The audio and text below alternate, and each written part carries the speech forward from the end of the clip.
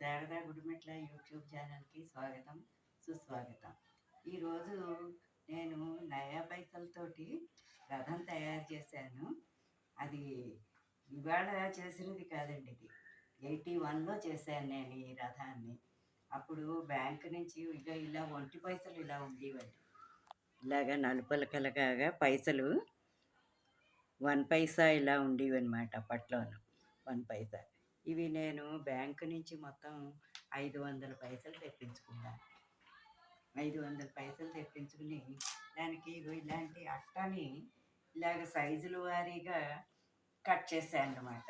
ఇలాగ అట్టని సైజుల వారీగా కట్ చేసి ఈ పైసలన్నీ శుభ్రంగా సబ్బుతో శుభ్రంగా తోమేసి ఫెవికాల్ తోటి ఆ సైజుల వారీగా అట్టకి ఇలా అతికించుకుంటూ వచ్చానన్నమాట. దీనికి మొత్తం 486 పైసలు పట్టాయి. ఇది నేను 1981లో తయారు చేశాను. ఇలాగే దీన్ని చూసి మా పక్కనే ఉన్న ఆయన నాకు 5 పైసలతో చేసి పెట్టండి అంటే అప్పుడు వాళ్ళకి ఆయన 5 పైసలకి తోటి చేసి ఇచ్చాను.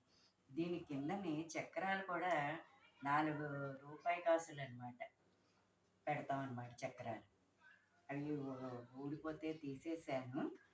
అప్పటి నుంచి ఇలా పెడుతున్నాను.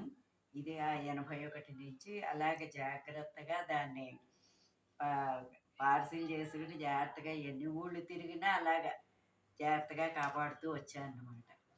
ఇది చూసారా, అప్పట్లో ఇలా పైసలు ఒంటి పైసలు ఇలా ఉండేవన్నమాట.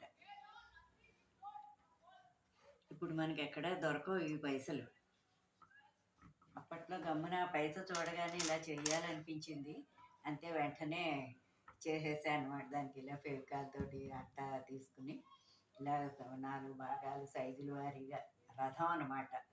రథం మోడల్లో అలాగా ఆర్చులు అలా తయారు చేసి అలాగ పెట్టాను అనమాట. ఇది ఈ వీడియో మీకు నచ్చినట్టయితే లైక్ చేయండి, సబ్స్క్రైబ్ చేయండి. మరిన్ని వీడియోలతో మీ ముందుకు వస్తాను.